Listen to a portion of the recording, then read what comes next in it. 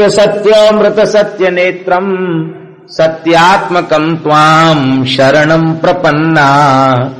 भगवान सत्य स्वरूप हैं और सत्य स्वरूप भगवान की उपासना करने वाले भक्त संत महापुरुष वे प्राणपण से सत्य का निर्वाह करते हैं।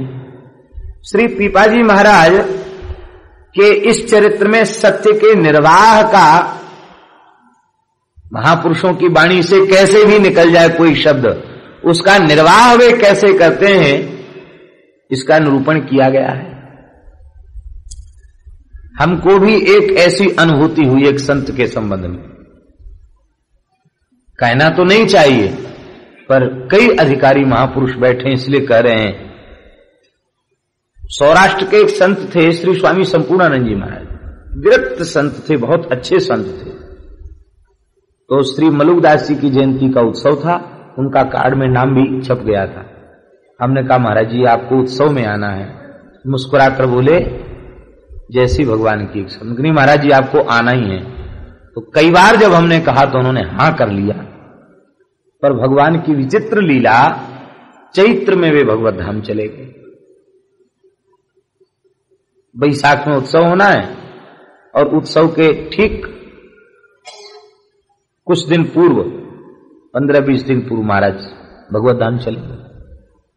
अब हमारे चित्त में बड़ा दुख हुआ। मैंने कहा देखो महाराज आने थे, हमने हठ भी किया था, उन्होंने स्वीकार भी कर लिया, आए नहीं। अब तो शरीर शांत हो गया, अब तो कैसे आएंगे। दुख हुआ मन में। महाराज जी से हमने पूछा कि महाराज जी इस बार उत्सव संक्षिप्त कर लें।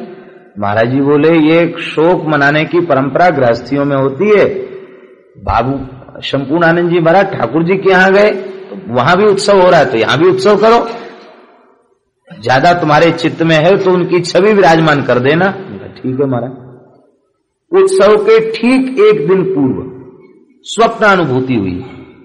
एक विमान उतरा, फूलों से सजा हुआ है और वो चंदन वगैरह नहीं लगाते थे, परमहंस महात्मा थे, पर खूब केसरिया चंदन, पूरा मुखबर चंदन लगाए हैं संपूर्णानंद जी महाराज, और पीला वस्त्र धारण किए हैं और इतनी मालाएं तुलसी की, हरी हरी तुलसी की और पुष्प की मालाएं कंठ में पड़ी हैं, खूब बोझा मालाओं का धारण किए हुए हैं और नारायण नारायण नारायण नारायण बोल रहे हैं। अपने राम पहचान गए, साष्टांग किया, उनको दंडोत किया।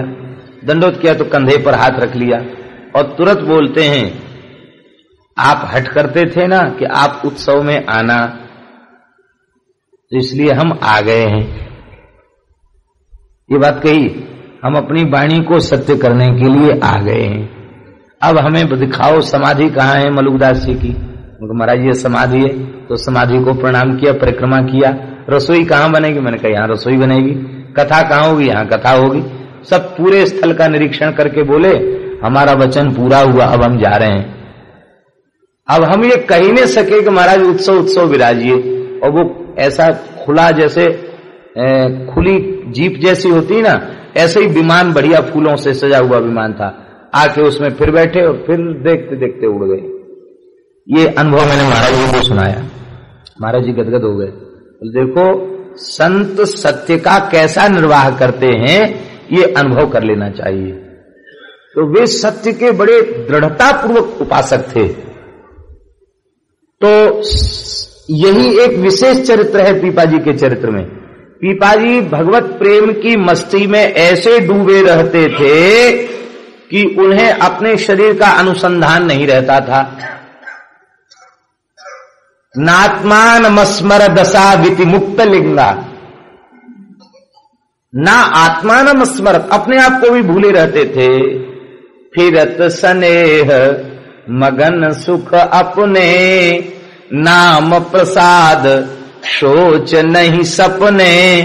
आनंद में विह्वल रहा करते थे। जाहे लगन लगी घनश्याम की, धरत है पग परत है कितहूं, सुध नहीं तन छाया घाम की। जाहे लगन लगी घनश्याम की, नारायण बौरी भई डोले, रही न काहू काम की। पीपाजी इसी स्थिति में रहते थे और उसी समय एक संत पधारे और ये इसी चैत्र नवरात्रि की घटना है। वो आकर बोले, महाराज जी हमारी बड़ी अभिलाषा है, अब का नवरात्रि आप हमारे यहाँ करें और वहां ठाकुर जी को आप श्री राम जी का चरित्र सुनावें और सब संत सुनकर आनंदित होंगे। रामनवमी अब की बार आप हमारे ठाकुर जी के यहाँ की करें। पीपा जी तो अपने आनंद मस्ती में थे। आपने कहा ठीक है, आपके यहीं की नवमी करेंगे। थोड़ी देर बाद एक संत और आ गए, बोले महाराज इस साल तो नवमी आपको हमारे यहाँ की करनी है। तो इस मस्ती में थे पीपा जी कि उन्होंने यह विचार नहीं किया कि अभी थोड़ी देर पहले एक महात्मा के आमंत्रण को स्वीकार कर लिया गया है, तो एक ही समय में दूसरे संत के यहाँ के आमंत्रण को कैसे स्वीकार करें। उसने प्रार्थना किया तो पुरानी बात तो वे भूल गए। बोले ठीक है महाराज आपके यहाँ चलेंगे, संत भगवान जैसे प्रसन्न हो वैसा करें। तीसरे महात्मा आ गए, बोले महाराज इस बार तो आपको उत्सव हमारे यहाँ करना है। उनके यहाँ स्वीकार कर लिया।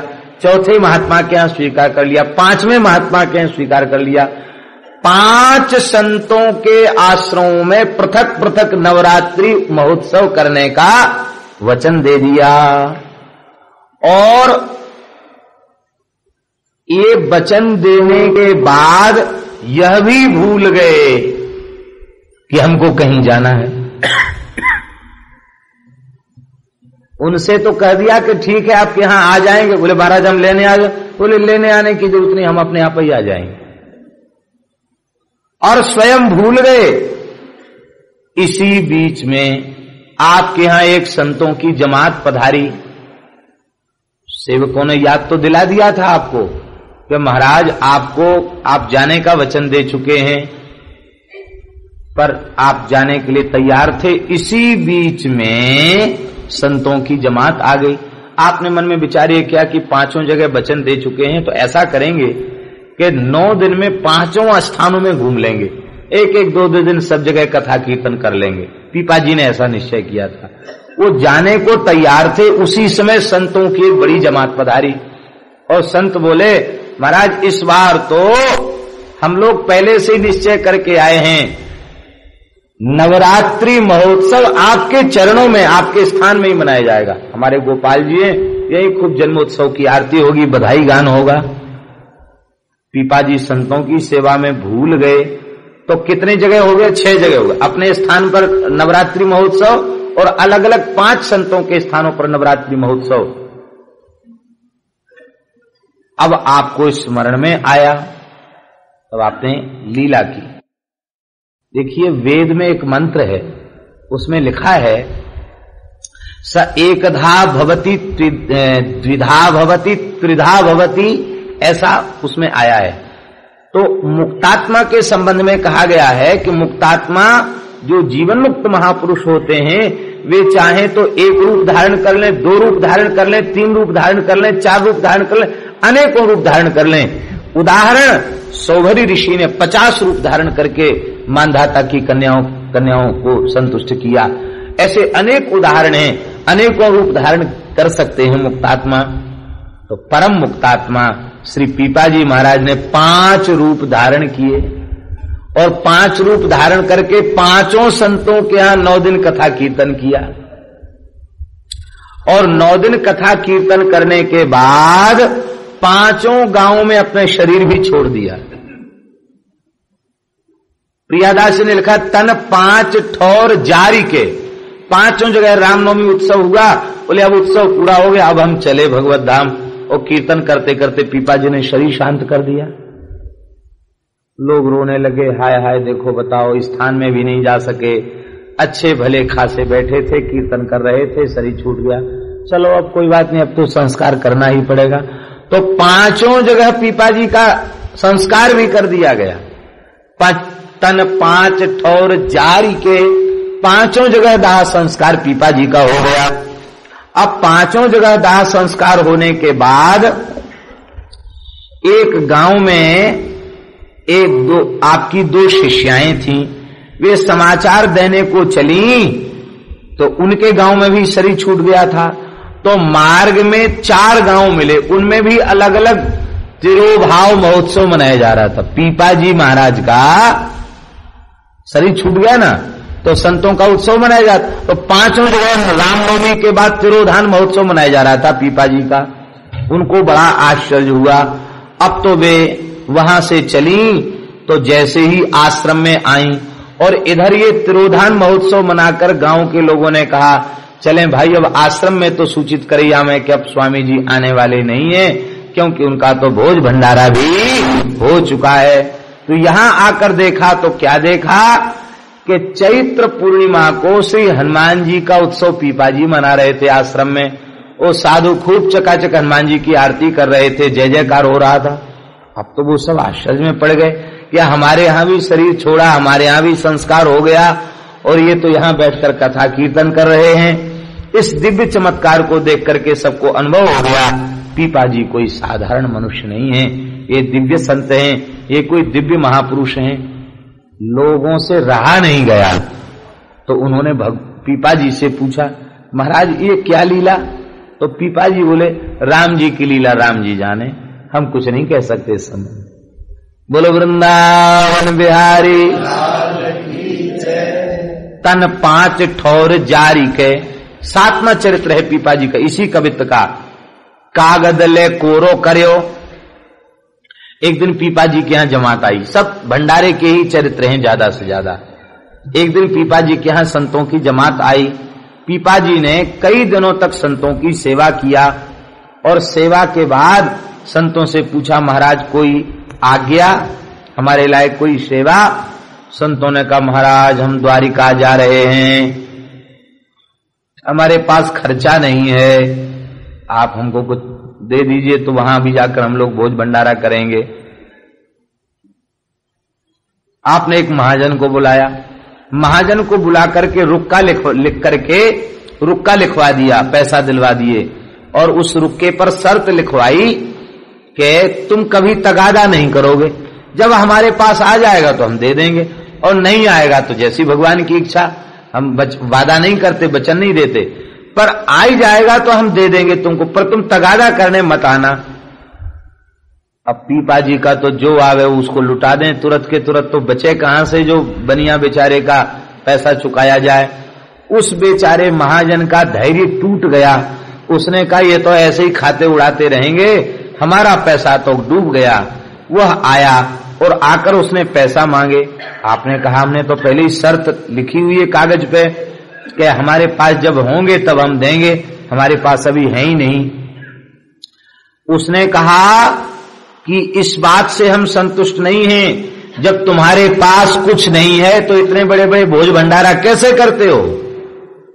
उत्सव तो तुम्हारे कोई कम नहीं हो रहे हैं, संत सेवा कम नहीं हो रही है और देने के लिए कहते पैसे कम है। हमारा पैसा किसी कीमत पर चुकाओ, नहीं तो हम पंचायत जोड़ेंगे। पीपा जी बोले जिसमें तुम्हारी प्रसन्नता हो सो कर लो। अब तो उसने महाराज पंचायत इकट्ठी की, पंच जोड़ लिए। पंचायत में ही सब फैसले हुआ करते थे पुराने, अभी भी गांव में कई जगह पंचायत जुड़ती है। पंचायत जुड़ गई। उस पंचायत में पीपा जी को पंचों ने आमंत्रित किया, बोले आओ। पीपा जी महाराज आए। आपने इससे पैसा लिए? बोले हाँ लिए, संतों के लिए जाना था द्वारिका तो इसलिए हमने उनको पैसा दिए। अच्छा तो आप इनके पैसा देते क्यों नहीं है? आपने कहा कि सेठ जी कागज लावें और अपना हिसाब बतावें तो हम कहीं न कहीं से व्यवस्था करके दे देंगे। इतना ही सेठ गया दौड़ा दौड़ा, तुरंत बही खाता ले आया, कागज ले आया, कागज दिखाया। तो बड़े आश्चर्य की बात थी, राम जी ने ऐसी लीला रची, वो जिस पर रुक्का लिखा था वो कागज कोरा हो गया, उस पे एक अक्षर नहीं लिखा था। कागज ले कोरो करो, कोरा कागज हो गया। उस कोरे कागज को देखकर पंच बहुत नाराज हुए। बोले एक श्रेष्ठ संत जो इतने बड़े राजा थे किसी जमाने में, सब कुछ त्याग कर विरक्त हो गए और तू इतना धूर्त कि संत पर मिथ्यारोप लगाता है। तेरे पास कोई कागज नहीं, तेरे पास कोई प्रमाण नहीं, कोरा कागज दिखा रहा है। तुमने संत का अपमान किया, इसलिए तुम्हारा जाति से बहिष्कार किया जाता है। वो रोने लगे, बोले अब देखो सब घोषणा कर दो, इन सेठ जी की दुकान से न कोई कुछ देगा और न कोई कुछ लेगा। पूरा बहिष्कार करो, उनका हुक्का पानी सब बंद कर दो। अब तो बेचारा रोने लग गया। तो श्री पीपाजी ने कहा इस बेचारे को दंड न दिया जाए, हमने तो साधुओं के निमित्त रुपए लिए थे, पर तय था कि ये मांगेंगे नहीं, इन्होंने मांग लिए, इसलिए राम जी ने ऐसी लीला रची कि कागज कोरा हो गया, भगवान की इच्छा से कागज कोरा हो गया।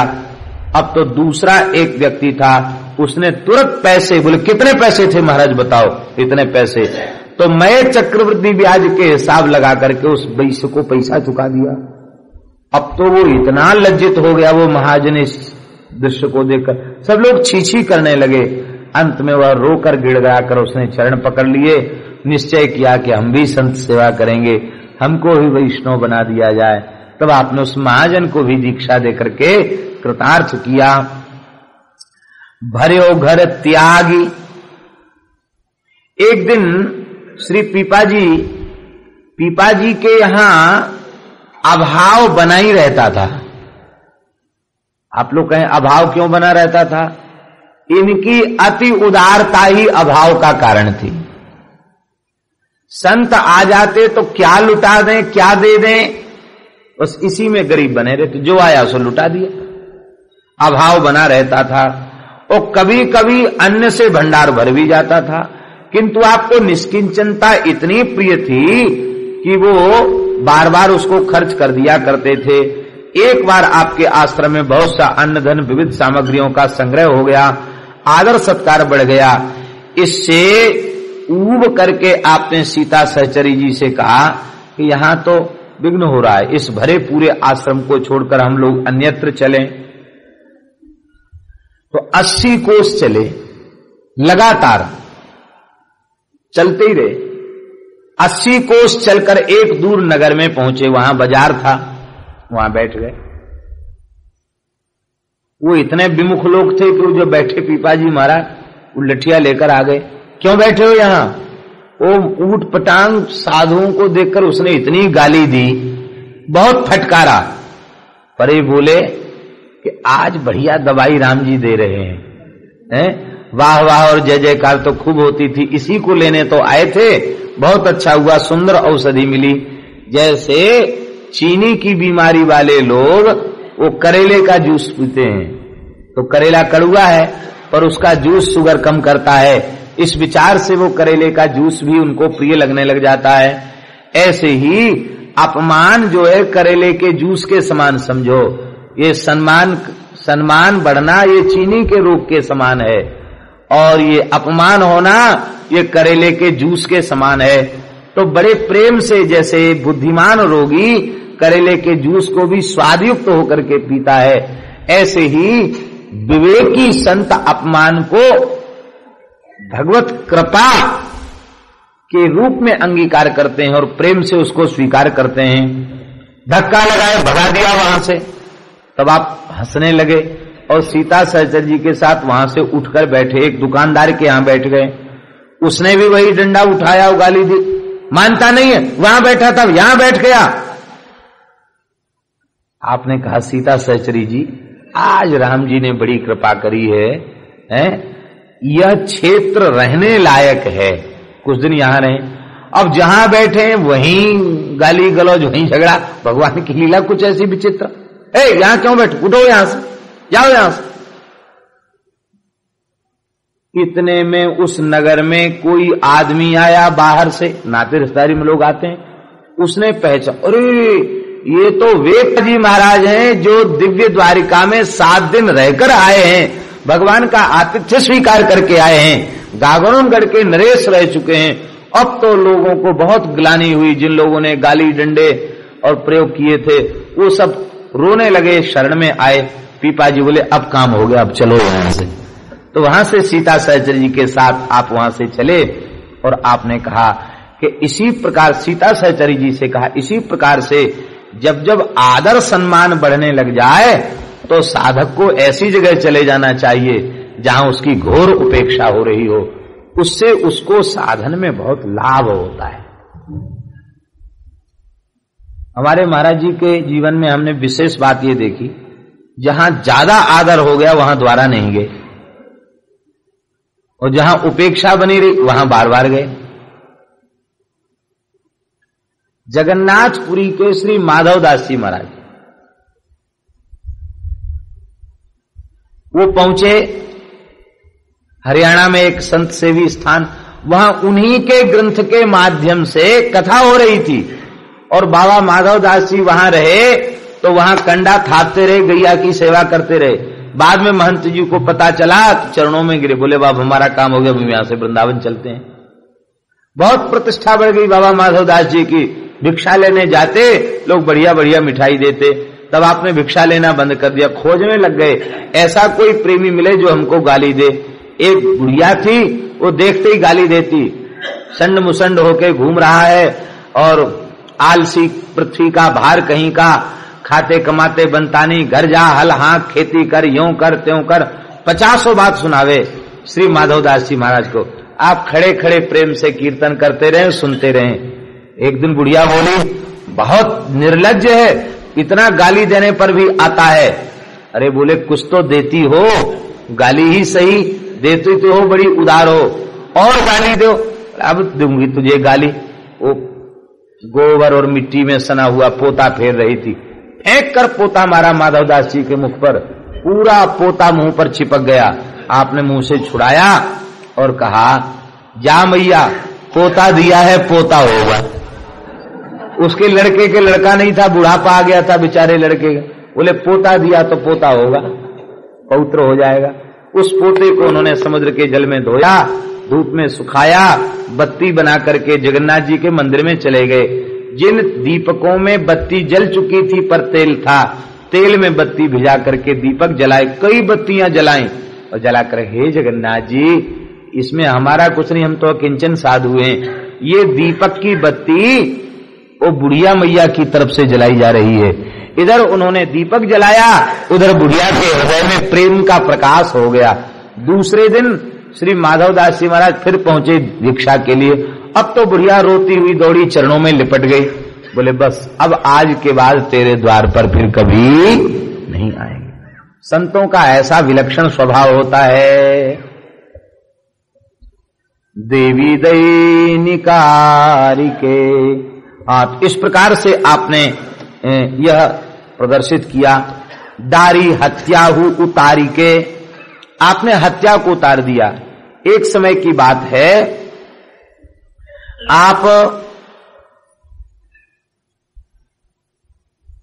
किसी ने आपको कहा कि तुम यहां मत रुको, आगे चले जाओ, वहीं ठहरना।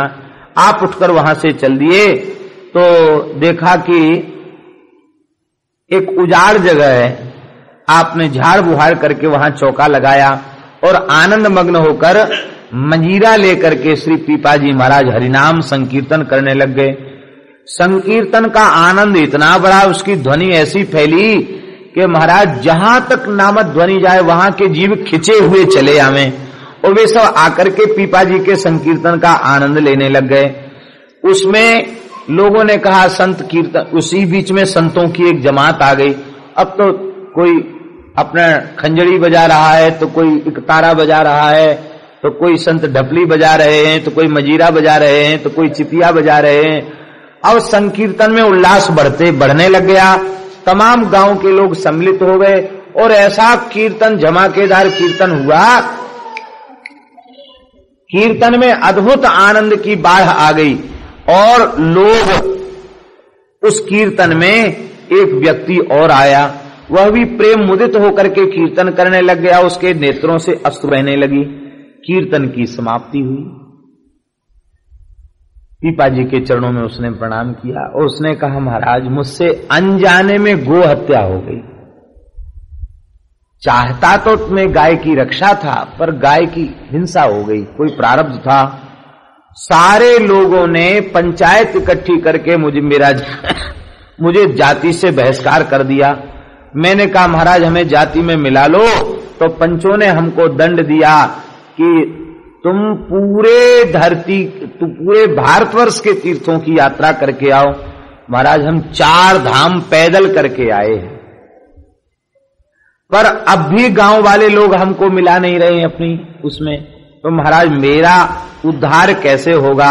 हमने तो सुना है भगवान और भगवान के भक्त पतित पावन होते हैं, तो आप पतित पावन हैं, आप कृपा करके हमें पवित्र कीजिए। पीपाजी हंसने लगे, बोले तुम बड़े भाग्यशाली हो, इतने प्रेम से कीर्तन कर रहे थे, नाच नाच कर आंखों से अश्रुधार बह रही थी, भैया तुम तो अतिशय पवित्र हो हैं? एक बार धोखे से नाम जिह्वा से निकल जाए तो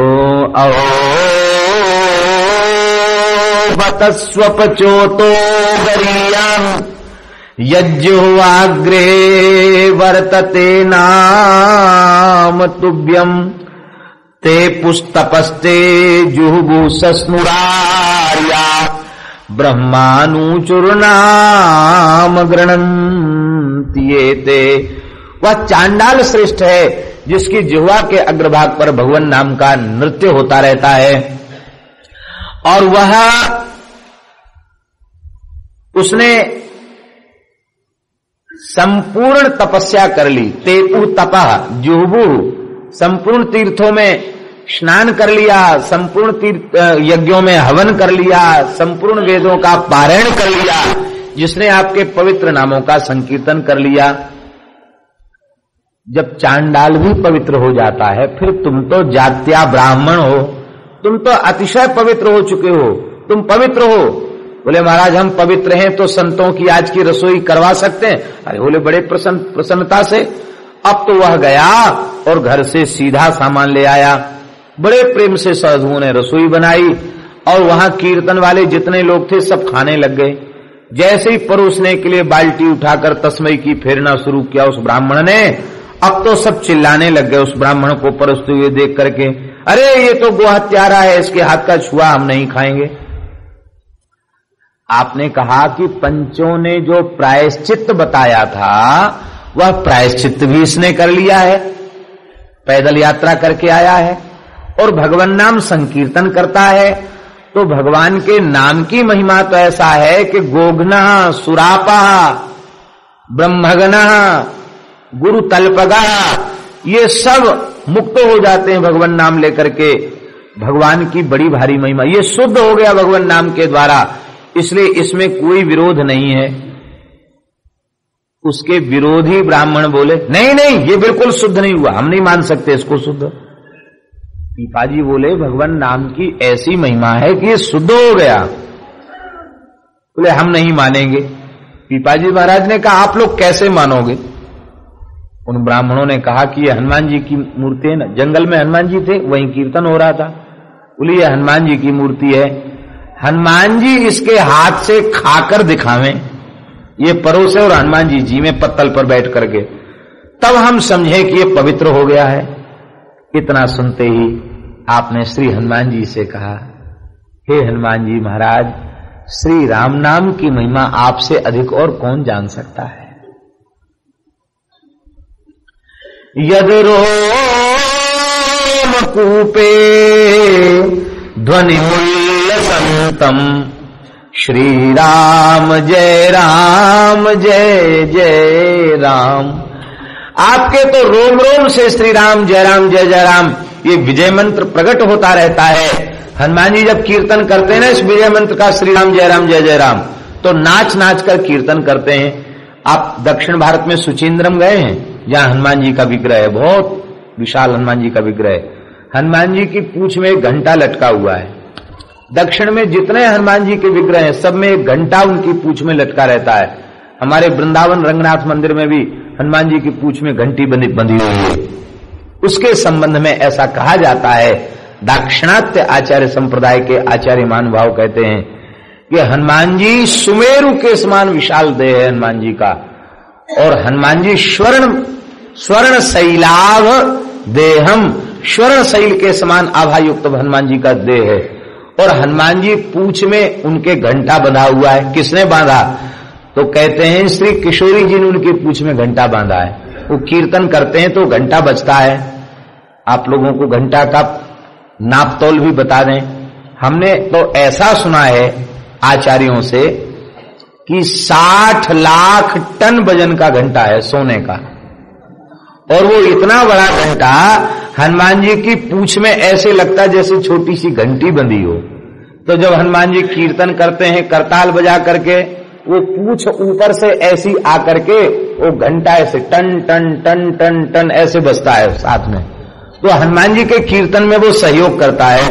तो उस समय हनुमान जी के केवल घंटा से ही ध्वनि नहीं, जिह्वा से ही नहीं, हनुमान जी के रोम रोम से यद रोम कूपे ध्वनि मूल्य संतम श्री राम जय जय राम, श्री राम जय जय राम, श्री राम जय राम,